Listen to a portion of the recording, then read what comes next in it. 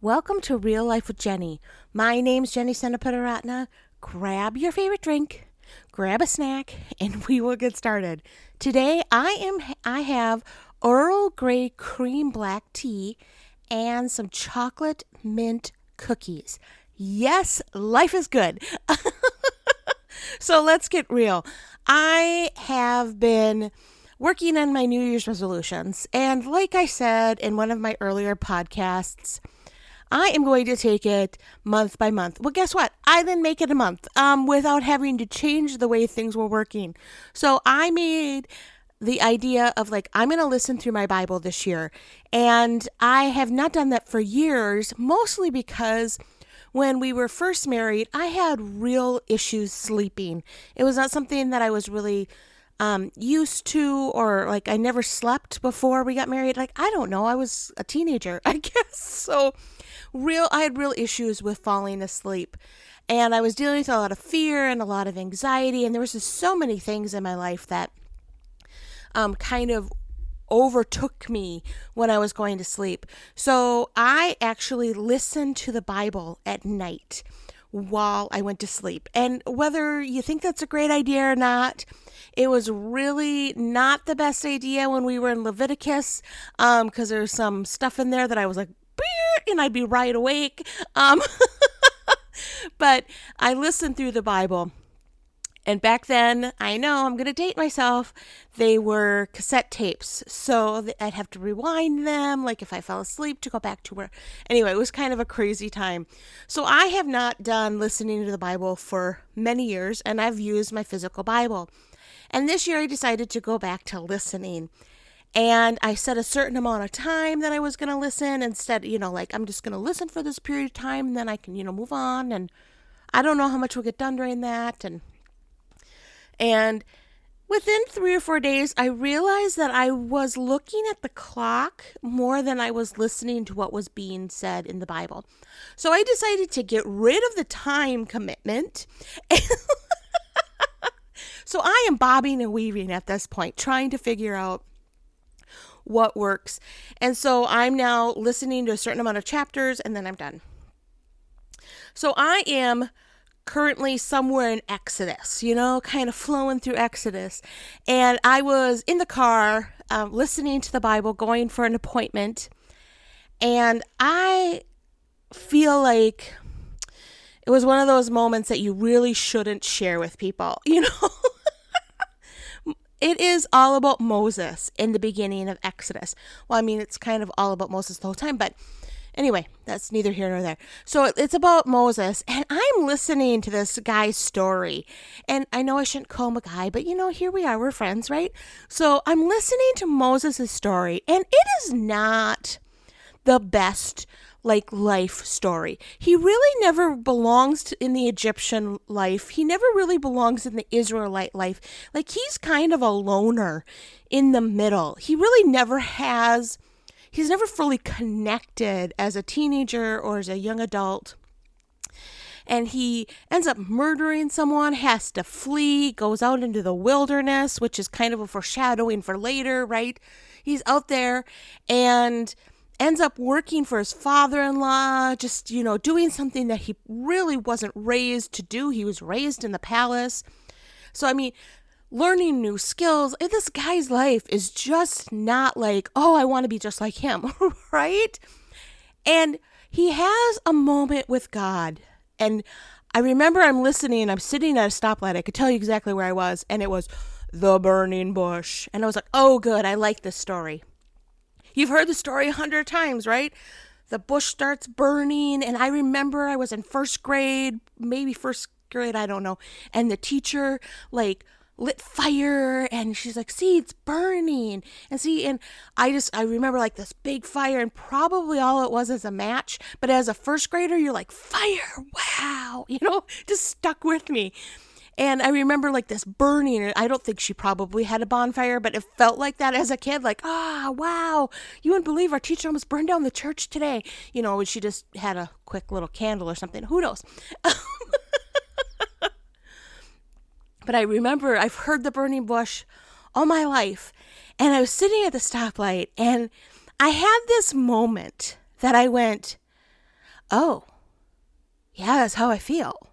Um, so God comes and, he said, this is holy land, take off holy ground, take off your sandals, Moses. And he's standing there before the Lord.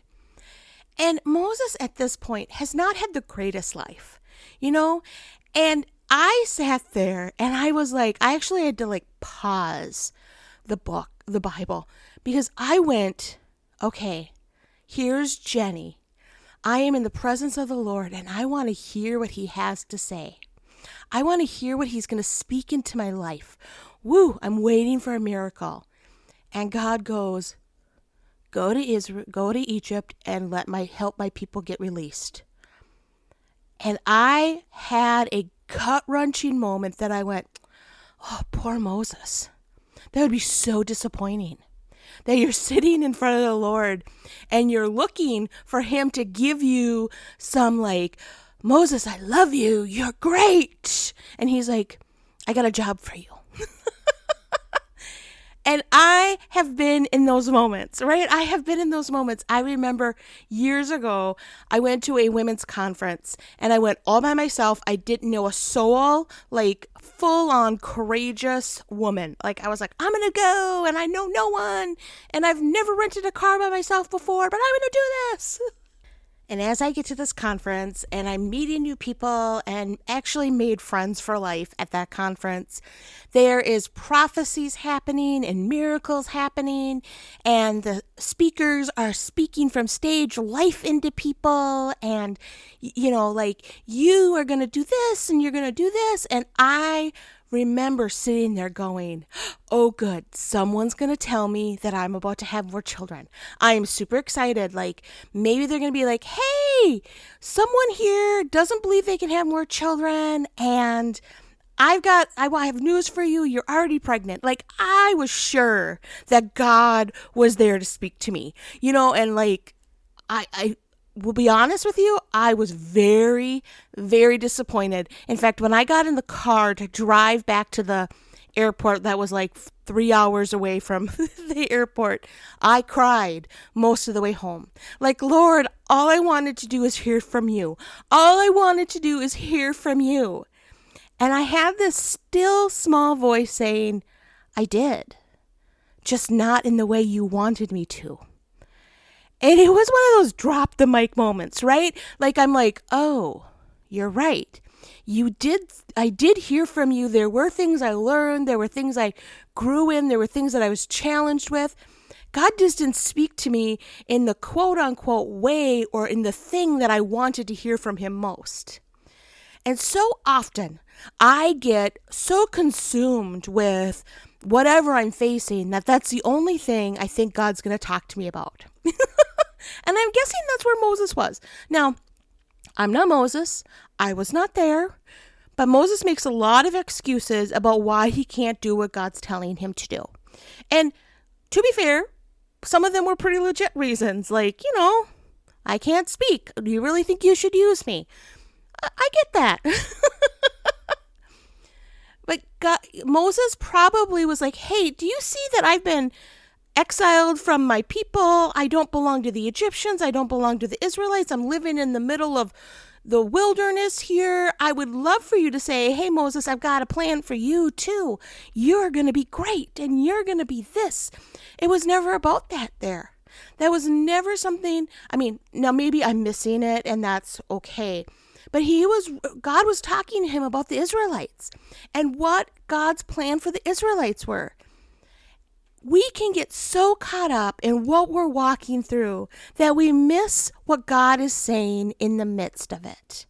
Because we are looking for one specific thing. And God is still speaking even if he doesn't speak to you about that specific thing.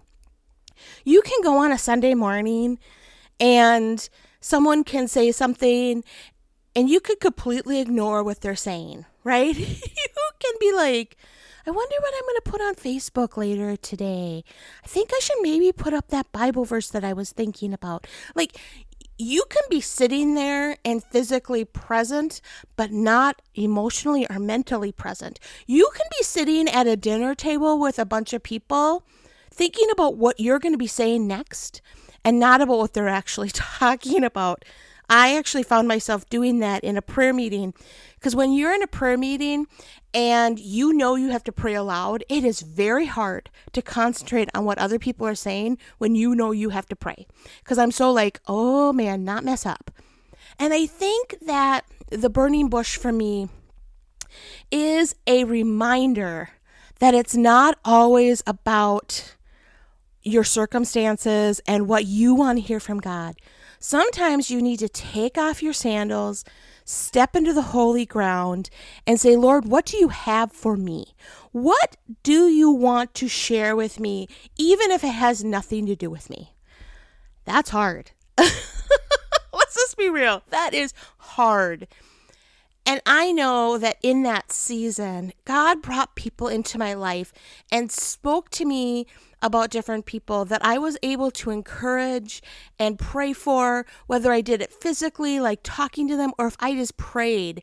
There were lots of people, even now, that God just brings to my life, and I pray for them. I may never even meet with them. I maybe met them once, or God just lays them on my heart. And I pray for them. And I know that God's working in their lives because he has me praying for them. Not because of anything that I'm doing, but because that is how God works. And I have to remember that as I meet with the Lord and he says, hey, I really want you to pray for Wendy today. That is who you're praying for.